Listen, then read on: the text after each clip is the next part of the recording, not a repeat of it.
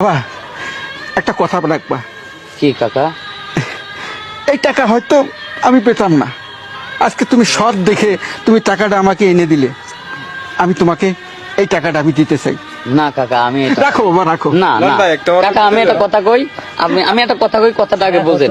কি কথা? কাকা, আল্লাহ আপনাদের দুয়ায় আমাকে ভালো চালায়, আমি প্রতিদিন 700-800 টাকা গাড়ি জমা দিও আমি পাই।